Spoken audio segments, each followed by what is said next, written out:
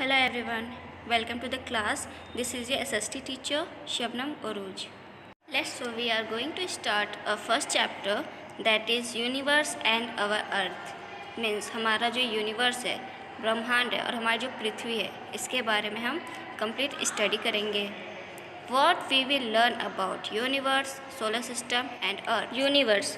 When we look up at the sky, we see many objects. In the daytime, we see the sun in the sky. At night, we see the moon and stars in the sky.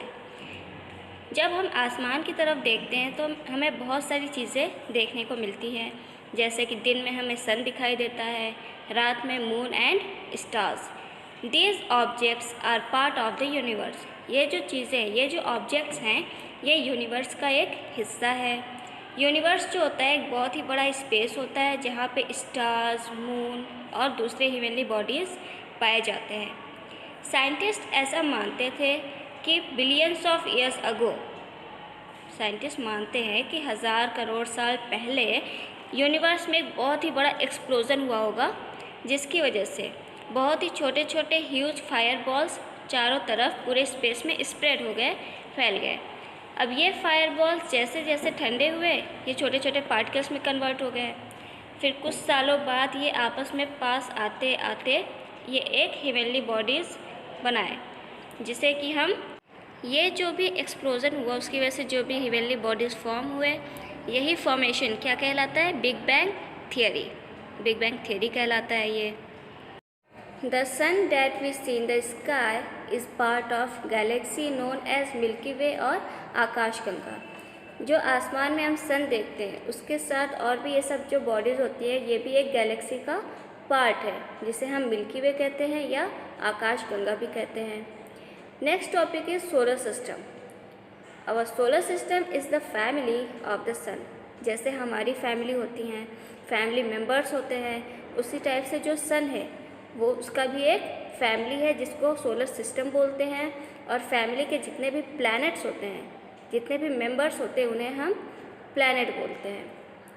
It consist of the 8 planets. जो सन है उसके family में total कितने members हैं? 8. It consists of it lies at the center of the solar system. जो सन होता है ये भी एक स्टार है और ये हमारे सोलर सिस्टम का हेड होता है और ये बिल्कुल सेंटर में पाया जाता है. बाकी के जो भी प्लैनेट्स होते हैं सन के चारों तरफ रिवॉल्व करते हैं, चक्कर लगाते हैं. Sun it is a big ball. ये बहुत ही बड़ा बॉल होता है जो कि हॉट गैसेस से बना हुआ है. Now we will study about the 8 planets of the solar system, that is Mercury, Venus, Earth, Mars, Jupiter, Saturn, Uranus and Neptune. ये टोटल 8 planets हैं जो कि सन के चारों तरफ रिवॉल्व करते हैं, चक्कर लगाते हैं. इनके पास खुद की लाइट नहीं होती है. They get heat and light from the sun. ये हीट एंड लाइट कहाँ से लेते हैं? सन से. Planets move around the. Planets जो होते हैं वो सन के चारों ओर रिवॉल्व करते हैं, जिसे हम रेवोल्यूशन बोलते हैं. और इनका एक फिक्स्ड पाथ होता है, इमेजिनरी पाथ होता है, जिसे हम ऑर्बिट कहते हैं. The planets of the solar system also spin on an imaginary line called axis. अपनी एक्सिस पे जो प्लैनेट्स रिवॉल्व करते हैं या रोटेट करते हैं उसे हम रोटेशन बोलते हैं. Rotation and revolution occur at the same time. Rotation and revolution दोनों ही सेम टाइम पर होता है. Asteroids and comets. Asteroids are small rocky bodies that revolve around the सन.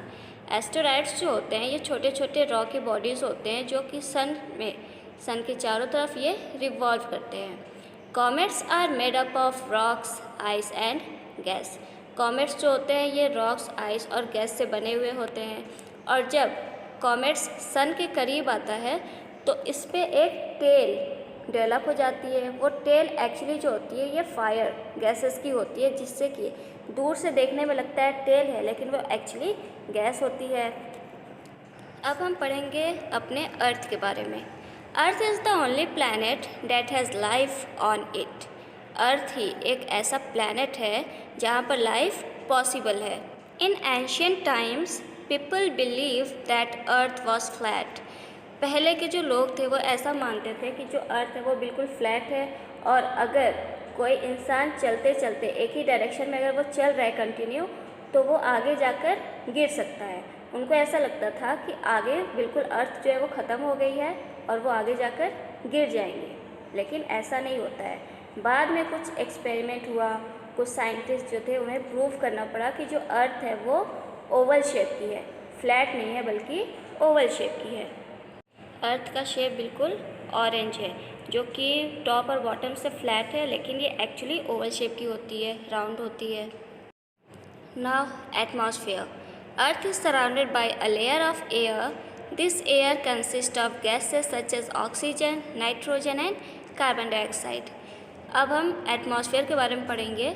हमारी जो अर्थ है वो एयर की एक लेयर से बिल्कुल सराउंडेड है, और ये जो एयर है इसमें बहुत सारी गैसेस इंक्लूड है, जैसे oxygen, nitrogen and carbon dioxide.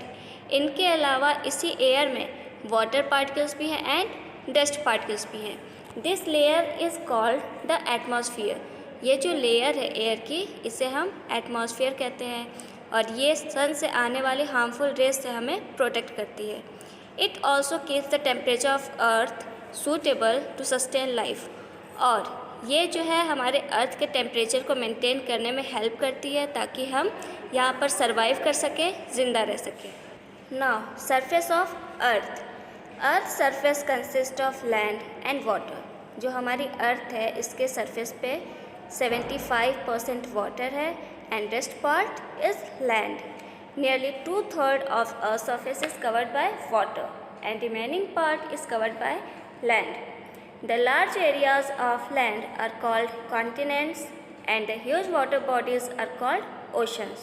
जो बड़ी बड़ी एरियाज़ है, लैंड एरियाज़ है, वो कॉन्टिनेंट्स कहलाती हैं, और जो वाटर बॉडीज़ हैं उन्हें हम ओशन कहते हैं। Next topic is movement of earth, यानी अर्थ जो है वो किस किस टाइप से मूव करती है वो पढ़ेंगे। अर्थ जो है वो मेनली 2 टाइप्स के मूवमेंट शो करती है। First is rotation and second one is revolution. Rotation means होता है अर्थ जो है वो अपनी ही एक्सिस पे राउंड राउंड मूव करती है, रोटेट करती है, जिसकी वजह से डे एंड नाइट चेंज होता है। इसे हम रोटेशन कहते हैं। लेकिन ये ऐसे घूमते हुए सन के चारों तरफ जब चक्कर लगाती है, रिवॉल्व करती है, तो उसे हम रेवोल्यूशन बोलते हैं। और इसी रेवोल्यूशन की वजह से जो साल है वो बदलते हैं। जो अर्थ है वो एक रेवोल्यूशन कितने डेज़ में कंप्लीट करती है? 365 डेज़, और 1 रोटेशन 24 आवर्स। ये थे मूवमेंट ऑफ द अर्थ।